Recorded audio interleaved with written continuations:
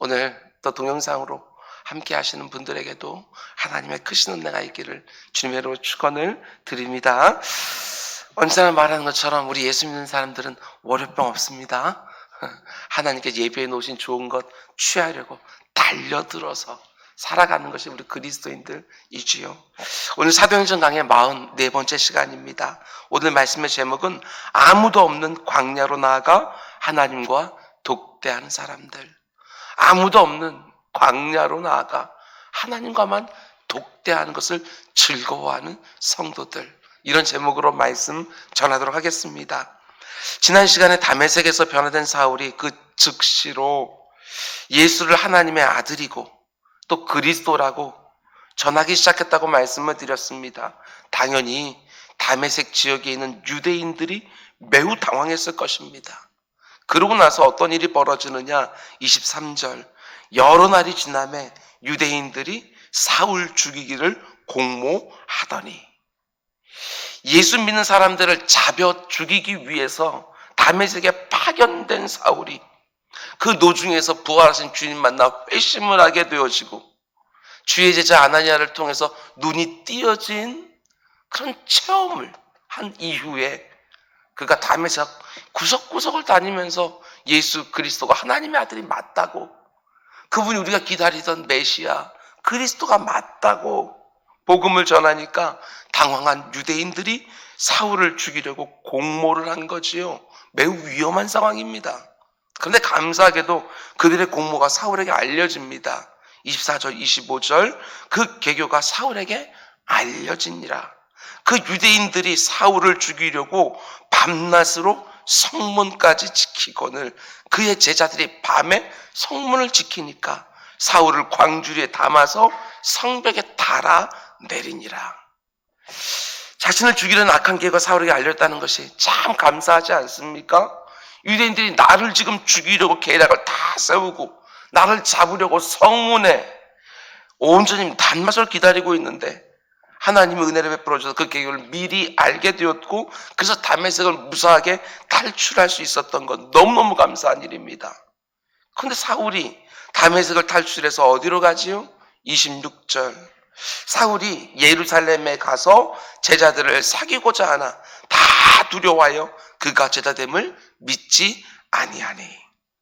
우리가 오늘 본문의 말씀만 놓고 보면 다메섹을 탈출해서 곧바로 예루살렘으로 간 걸 생각할 수 있지만 사실은 그렇지 않습니다. 갈라디아서 1장 한번 찾아보실래요? 갈라디아서 1장 우리 동영상으로 보시는 분들은 아마 동영상 밑에 자막이 준비될 것입니다. 갈라디아서 1장 16절 이하의 말씀을 한번 보시기 바랍니다. 갈라디아서 1장 16절 이하의 말씀 제가 읽어드립니다. 새벽에는 손도 더디지요. 갈라디아서 1장 16절 이하의 말씀.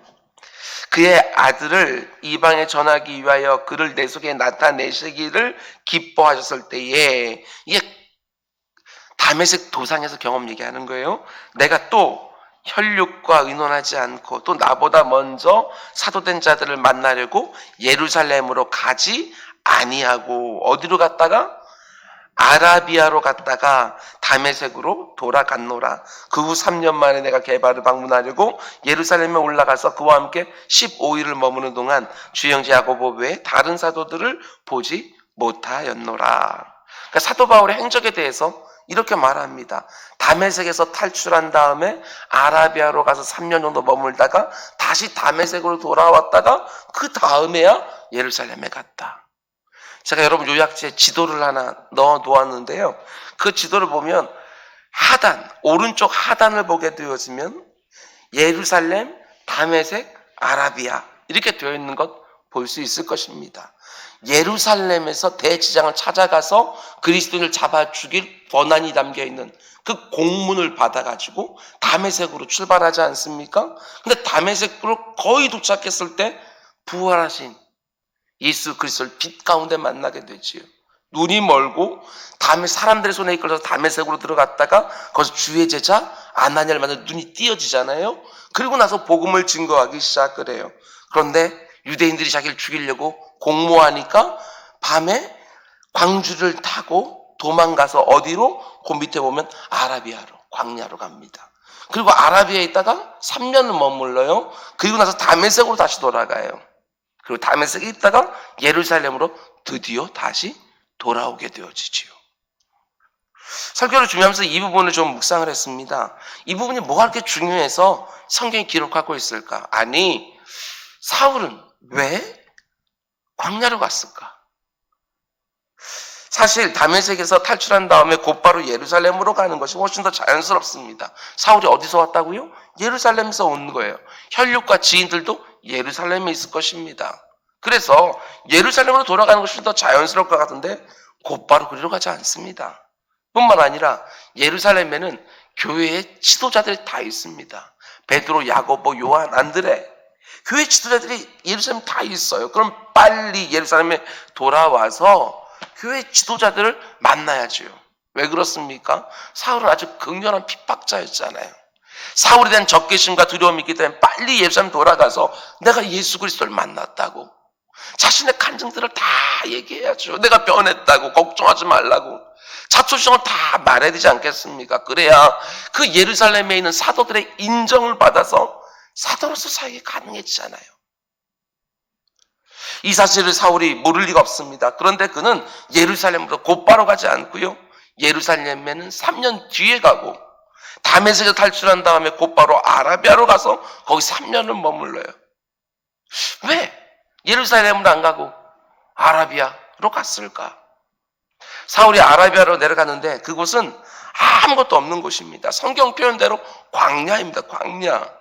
사울은 사람들이 많이 모여 사는 예루살렘이 아니라 사람이 없는, 사람이 살 수도 없는 아라비아 광야로 내려간 거예요. 왜 그랬을까? 여러분, 이스라엘 백성들에 있어서 광야가 가지고 있는 특별한 의미가 있기 때문에 그렇습니다. 히브리어로 광야를 미드바르라고 이렇게 부르거든요. 들어보셨을 거예요. 미는요, 어디에서부터라고 하는 뜻이고요. 드바르라고 하는 말은 말씀입니다. 말씀. 어디에서부터? 말씀이 들려와요. 동사로 말하면 이렇게 되어집니다. 그곳으로부터 말씀하신다. 그게 바로 광야라는 이름의 뜻이에요. 미드바르. 그러니까 광야는 이스라엘 백성들에게 있어서 하나님이 말씀하시는 곳, 하나님을 만나는 곳, 이게 광야예요. 그렇기 때문에 지금 사울이 광야로 갔다는 것은 예루살렘에 있는 사람들 만나기 전에 먼저 하나님 만나러 갔다. 이렇게 보는 게 맞습니다. 재밌는 거 하나 더 말씀드리면 모세오경 가운데 민수기라는 책이 있지 않습니까? 민수기가 영어로 뭐라고 적용 붙어 있어요? Numbers 이렇게 되어져 있어요. 우리나라 한글로도 보게 되어진 민수기에서 사람들 숫자를 셌다 이렇게 나오지만 민수기는 사실 사람 숫자 세는 건 2번밖에 안 나와요. 대부분 다 어떤 얘기냐? 광야에서 말씀하신 하나님과 이스라엘 백성들 사이에 있었던 이야기들이에요. 그러니까 민수기라는 책의 원래 히브리어 제목이 뭐냐? 민수기가 아니고요. 히브리어로 보게 되어지면 그게 바로 미드바르, 광야에서. 이게 책 제목이에요. 광야는 어떤 곳입니까? 이렇게 말할 수 있어요. 하나님과 독대하는 곳, 하나님을 대면해서 만나는 곳. 사울이 다메섹에서 탈출해서 예루살렘이 아니라 아라비아로 광야로 간 이유가 뭐냐? 혈육과 지인들을 만나 자신의 처지를 설명하는 것, 그것보다도 제자들을 만나 내가 이런 경험을 했노라고 인정받는 것보다도 하나님을 먼저 만나려고 광야로 갔다. 말씀을 준비하면서 또 이런 사태 보았습니다. 요즘 하나님께서 우리들을 강제로 광야로 내보시는 게 아닐까? 더 진지하게 신앙을 생각해 보라고. 하나님 이런 게 아닐까? 우리에게 신앙이라는 게 도대체 뭔지 한번 진지하게 생각해 보라고. 여러 가지 뜻들이 다 담겨 있겠지만 그 중에 하나 정도는 또 그런 게 아닐까? 내 신앙이 뭘까? 그러면 이런 질문이 생깁니다. 그러면 왜 사울이 이 시점에 광야로 가서 하나님을 만나려고 했을까? 회심 직후에 또 얼마든지 갈 수 있지 않습니까? 그죠? 그런데 그때는 가지 않고 다메섹에서 복음을 전하다가 유대인들이 자기를 죽이려고 계략을 세우고 난 다음에 그걸 알고 탈출하여 광야로 간 거예요. 그죠? 그럼 왜 그 시점에 광야로 갔을까? 이렇게 한번 상상해 보았어요. 먼저 첫 번째로 이런 이유 때문이 아닐까. 사울이 자기를 해하려고 하는 사람들의 악한 계획을 알았습니다. 그런데 그 계획을 만약 몰랐다면, 모르고 계속해서 복음 전하는 일만 하고 있었다고 한다면 사울이 어떻게 됐을까? 죽었을 수도 있겠죠.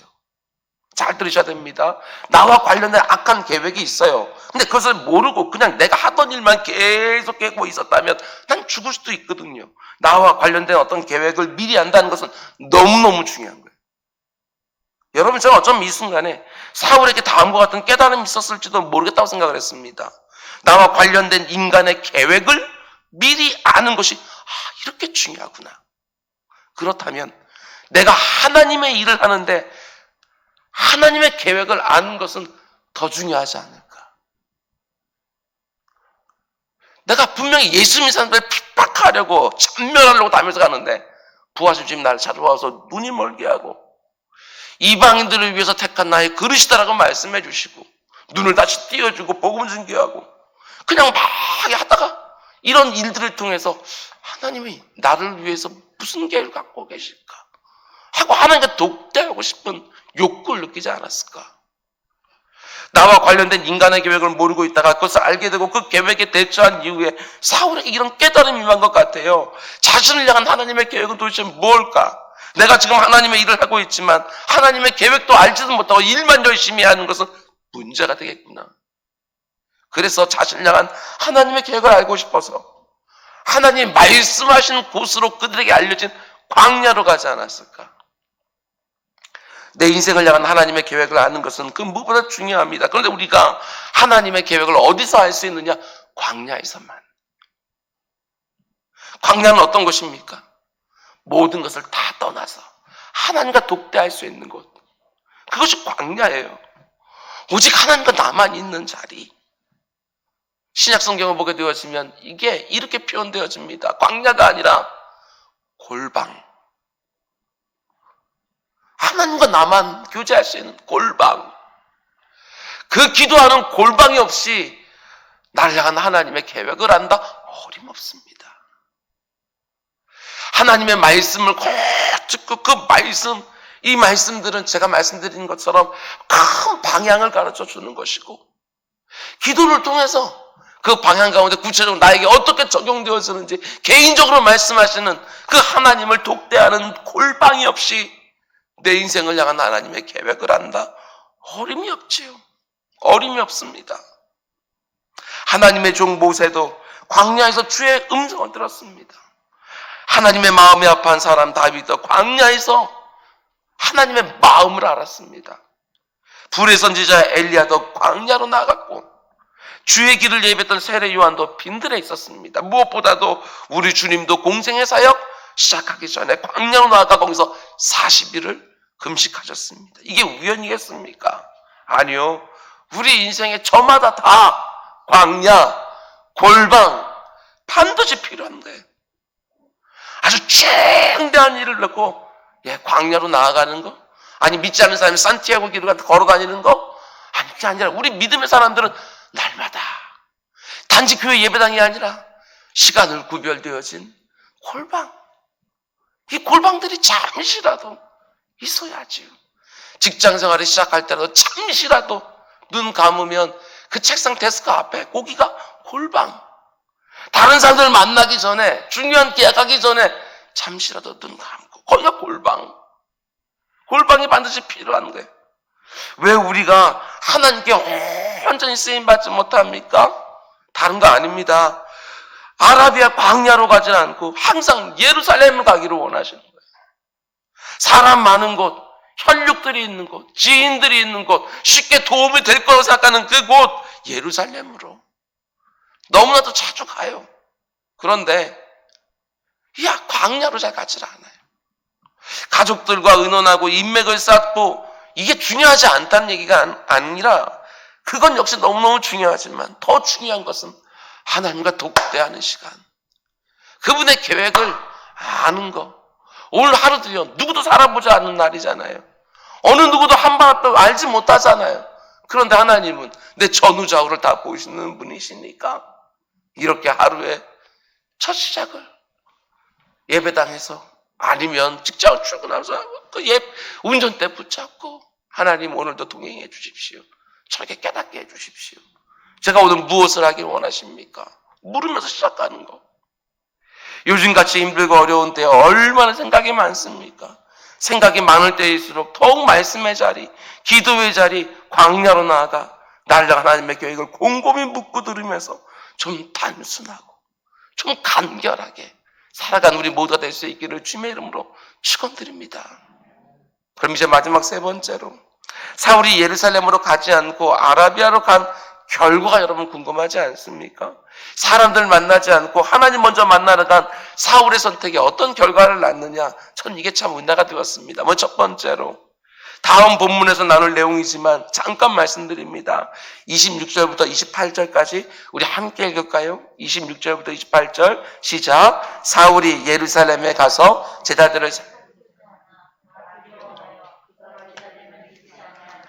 바나바가 데리고 사도들에게 가서 그가 길에서 어떻게 주를 보았는지와 그에게 말씀하신 일과 다메섹에서 그가 어떻게 예수의 이름으로 담대히 말하였는지를 전하니라. 사울이 제자들과 함께 있어 예루살렘에 출입하며.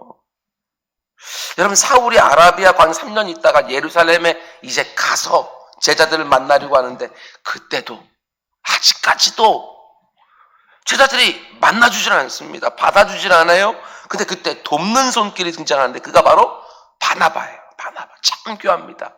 그 당시 초대교회에 큰 영향력이 있었던 바나바가 사울을 변호해 줄 때 예루살렘에 있는 제자들이 비로소 사울을 받아주었습니다. 잘 보세요. 사람 쫓아다니지 않고 사람을 먼저 만나지 않았는데 하나님이 한 사람 예배해 놓으셨어요. 그리고 그 사람을 통해서 모든 걱정스러운 문제들이 해결되게 하셨어요. 기억하시기 바랍니다. 내가 사람들을 찾아다니지 않고 하나님을 먼저 찾을 때 하나님이 사람들도 예비해 주십니다. 이게 굉장히 중요한 거예요. 내가 사람들을 찾아다니니까 어떤 문제가 생겨요? 사람들을 먼저 찾아다니니까 정작 만나야 될 사람들은 만나지를 못해요. 많은 사람들을 만나는데 정작 만나야 될 사람을 못 만난다고요. 바나바를 못 만나요. 하나님을 찾으면 하나님의 필요한 사람 붙여주신다. 이 믿음이 있어야 하나님 오늘도 예비된 사람이 있는 줄 믿습니다. 이게 나오는 것이지.